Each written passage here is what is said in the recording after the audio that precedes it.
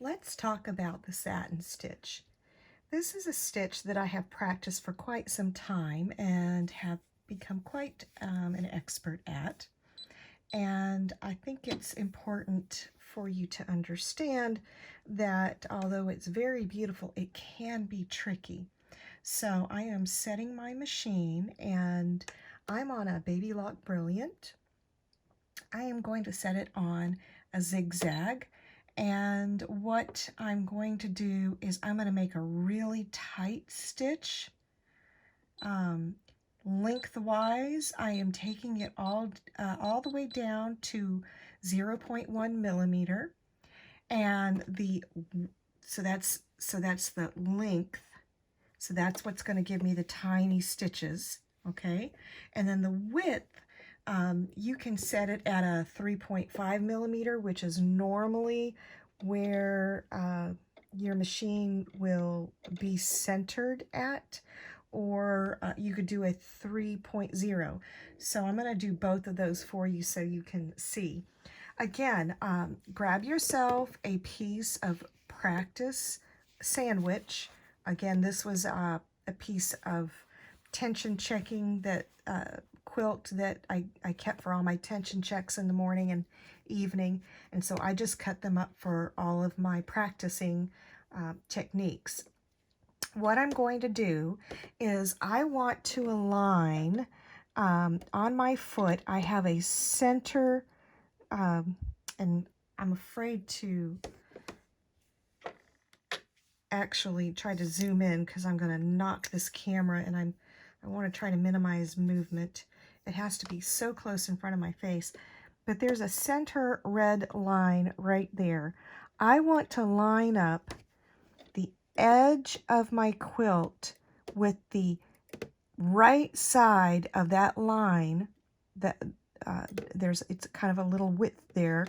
I don't want it all the way over. I want that setting right on the edge of my quilt. So I'm going to set that down. And a key to, if you've never learned this, I learned this from a tailor. If you don't want to have ugly back sides, you need to hold your thread tails down with your fingers when you first start.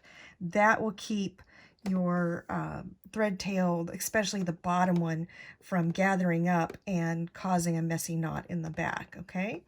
So I'm going to put my needle down. It always starts on the edge of the quilt. Then I'm going to bring it up, and then I'm going to bring it down onto the quilt itself. This is set at a 3.5 millimeter, so it's going to be a wider satin stitch. I also have on my machine available to me a tacking stitch. I like to use my tacking stitch. It's usually 3 stitches or 2 stitches, and it'll move forward. Then I go backwards a few stitches because I want to lock this in. Tacking stitch again, and then I'm going to stitch. Now I do not stitch fast. I stitch at a steady pace so that if I run over, let's say I have some embroidery from a vintage piece, I want to make sure that I get a nice coverage over that embroidery, or it could be crocheted lace. You've seen some of my postcards. I may have to go back over it back and forth a time or two to get good coverage. So that's just something from experience that I'm giving you some tips with right now. But the speed that I'm going to do right now is my speed that I have this set at, because I want to watch every stitch that goes down. And if I see an area where it might have skipped, I'm going to take a couple of back stitches, cover it, do a tacking stitch to lock it in, and then go forward again. So this process is not a fast one. It's slow and steady wins the race. All right? So now I'm going to bring my needle up, and I'm going to go ahead and change to a 3.0 millimeter. Needle down, needle up, needle back in my quilt, locking stitch, And I like to do the locking stitch every once in a while because if for any reason any threads get cut on a zigzag, everything from this section to the section where you last did a locking stitch or a back stitch is going to end up coming undone. So it's just my security that I've done a good job of stitching everything down. All right, again, I've got my quilt top edge lined up with the outside of that center mark. And you're going to have some fraying that happens. It's just part of it. Even though you've tidied up, I'm going to backstitch. So I try to cover it up. Not every single one though. If it's not bad, I won't cover it up because it just adds character to your work. So don't fret about every little thread that didn't get laid down and hidden with the satin stitch. Learn through practice and experience what is acceptable and what is not acceptable for you. Some people like the organic look. It's part of their artistic expression. All right, so we're going to end with the needle down in the quilt. We're going to do a tacking stitch, or if you don't have a tacking stitch, you do a couple of back stitches, then you're going to come forward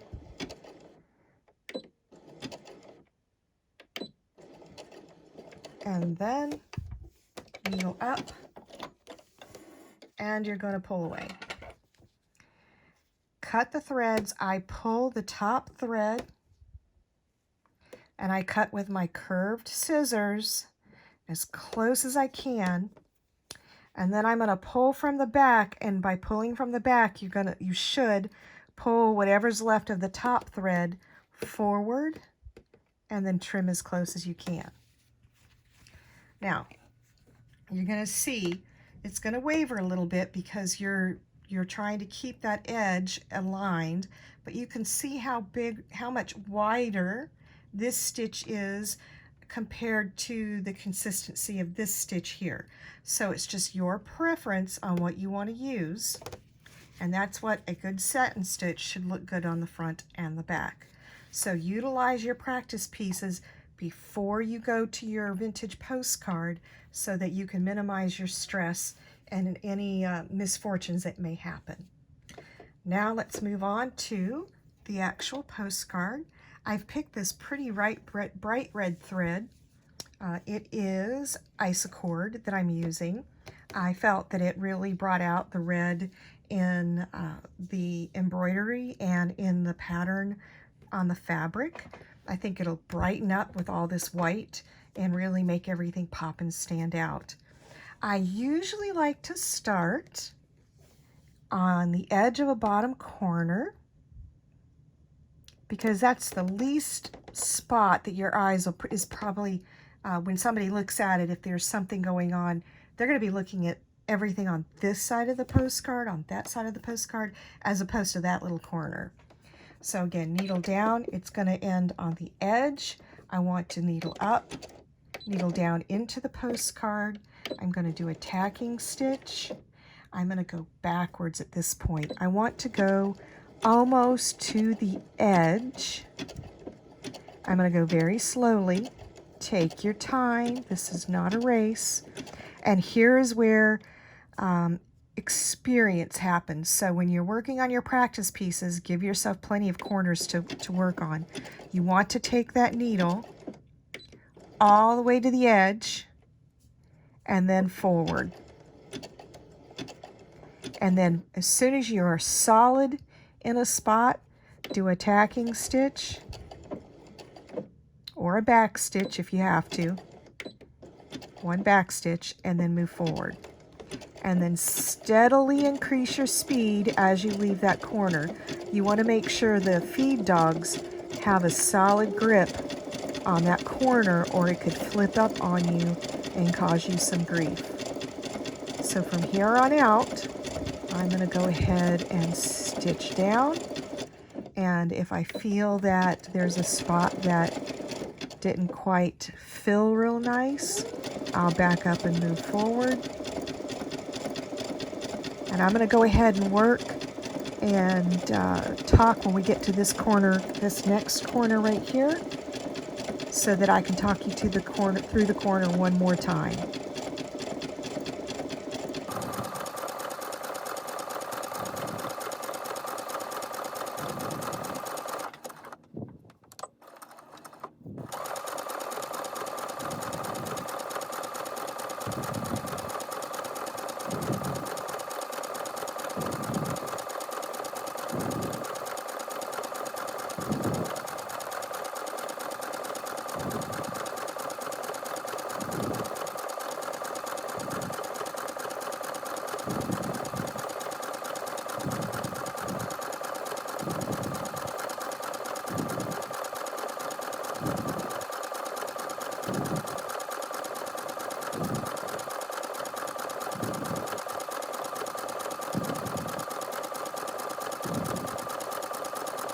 All right, we're approaching the corner, and I'm going to show you. I'm going to try and zoom in a little bit. Please pardon the camera moving, because I really want you to get a view. Try to steady the camera here of how I work this corner. All right, so I'm going to slow down my speed, and I want to come all the way to the edge. Remember that stay stitch? That's where I'm aiming for, right around that stay stitch, that 1/16, or yeah, 1/16 of an inch. I'm going to hit that stay stitch, and I'm going to give a tacking stitch. I'm going to come forward, almost to the very edge, and then I'm going to go back, aiming for that stay stitch again. Then I'm going to turn my work, and if I've done that correctly, where my needle is in that stay stitch, then I should be aligned properly with that center point and the edge of my quilt. At this point, I'm going to give a tacking stitch, or you can do a back stitch. I'm going backwards anyway. All the way to the edge, then forward. That's going to cover that end. Doing tacking stitch down again, and I'm going to proceed moving forward down this line of stitching. So I'm going to repeat that 3 more times for the 3 corners, and when I come back, I will show you what the finished card will look like.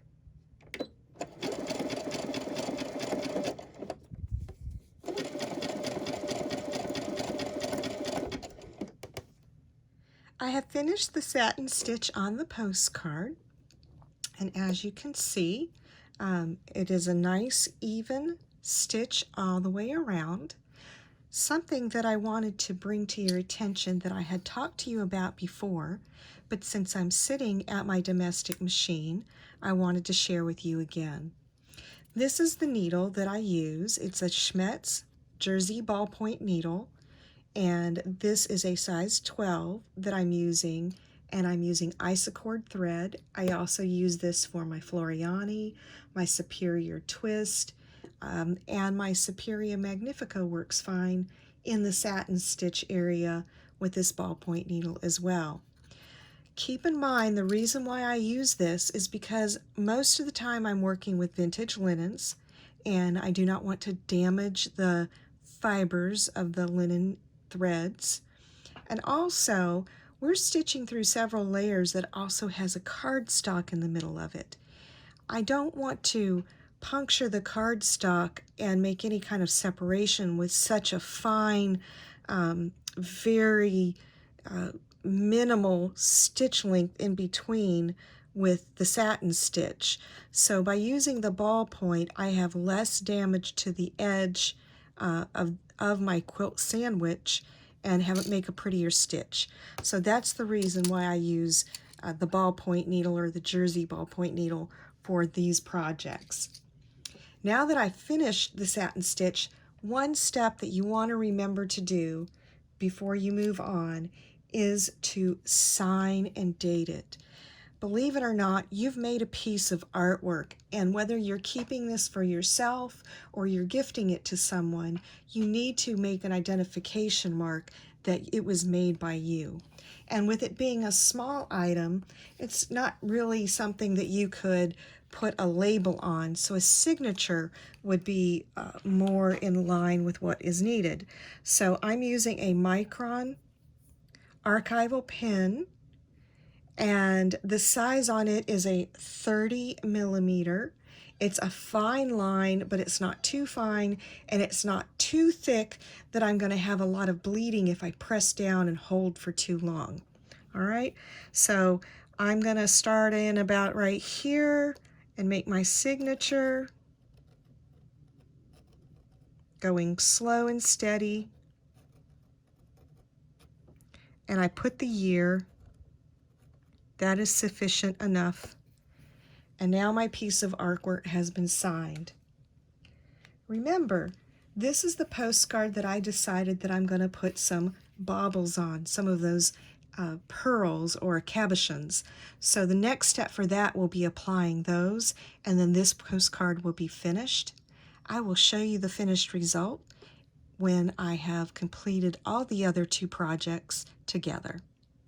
I'm going to go ahead, and I've decided to use the same thread color to satin stitch the edge of this postcard. I think it will just bring out the red in the accents that we've applied to the rickrack here and just accent the whole thing. I love the way the red looks against the white. It's just a beautiful combination. So I'm going to go ahead and finish up the satin stitch on this edge, and when I'm finished, I'll be moving on to our third postcard that we've been neglecting for a little while, and that's the one where we have that beautiful applique that's already been quilted that's going to be going down on silver silk.